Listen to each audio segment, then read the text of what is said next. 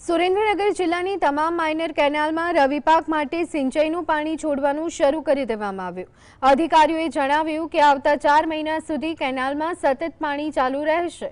પાણી મળતાની સાથે જ ખેડૂતોએ ઘઉં, જીરું, ઈસબગુલ, ચણા સહિતના પાકોના વાવેતરની શરૂઆત કરી દીધી છે.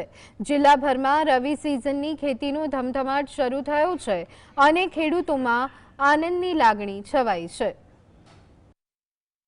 સુરેન્દ્રનગર જિલ્લામાં આજથી માઇનોર કેનાલ છે તે તંત્ર દ્વારા શરૂ કરવામાં આવી છે, ત્યારે હવે ખેડૂતો છે તે રવિ પાકના વાવેતરમાં જોડાયા છે. ખેડૂત છે તેમની સાથે વાત કરશું. શું નામ છે તમારું અને કેવું વાવેતર ચાલી રહ્યું છે? હાલો, મારું નામ બાબુભાઈ છે. એટલે બાબુભાઈ એમ કહેવા માંગે છે કે આજથી કેનાલ ચાલુ થઈ છે. આજ રવિ પાકમાં માનો કે પાણી ચાલુ કર્યું છે અને જો 4 મહિના પાણી ચાલુ રહે તો અમે એમાં પાક લઈ શકીએ છીએ. ખેતરમાં તો ધાણા છે, જુવાર છે, પછી જીરું છે, એટલે આવું બધું નોખું વાવેતર કર્યું છે. અને પાણી શું આશા રાખો તંત્ર પર? એમ કે 4 મહિના જો પાણી આપે તો ખેડૂતને મજા આવે એમ, નહીતર શું થશે? નકર એમાં નુકસાન થાય. આ એક પાણી જો આપીને તમે બંધ કરો તો વાવેતર ફેલ જ જાય બધું.